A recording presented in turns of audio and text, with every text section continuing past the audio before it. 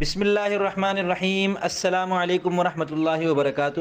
میں محمد اسامہ سرسری الفاظ قرآن کی لغوی، صرفی اور نحوی تحقیق کا سلسلہ جاری ہے۔ اعوذ باللہ من الشیطان الرجیم، بسم اللہ الرحمن الرحیم۔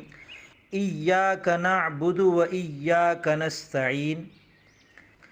اس آیت مبارکہ میں لفظ ایاک پر گزشتہ ویڈیو میں بات ہو چکی۔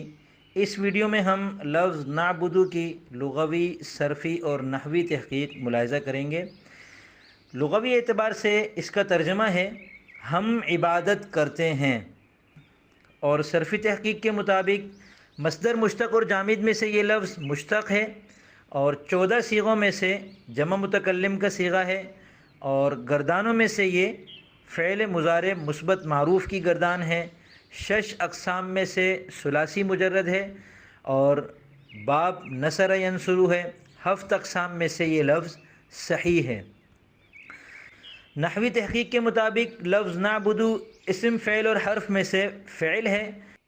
پھر فعل کی 2 قسمیں ہیں، افعال متصرفہ، افعال غیر متصرفہ، یعنی وہ افعال جن کی گردان ہوتی ہے اور وہ افعال جن کی گردان نہیں ہوتی۔ نعبد افعال متصرفہ میں سے ہے۔ پھر افعال متصرفہ میں سے یہ فعل مضارع ہے، اور معرب مبنی میں سے معرب ہے، اور مرفوع منصوب اور مجزوم میں سے نعبد مرفوع ہے کیونکہ عامل ناصب اور جازم سے خالی ہے۔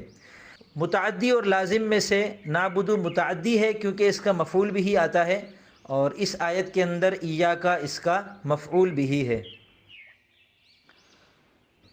تو یہ تھی اس لفظ کی لغوی، صرفی اور نحوی تحقیق۔ امید کرتا ہوں آپ کو یہ سلسلہ پسند آ رہا ہوگا۔ اس سلسلے کے اعتبار سے اور بھی کوئی مفید تجویز اگر آپ کے ذہن میں ہو تو وہ نیچے تبصرہ خانے میں دے سکتے ہیں۔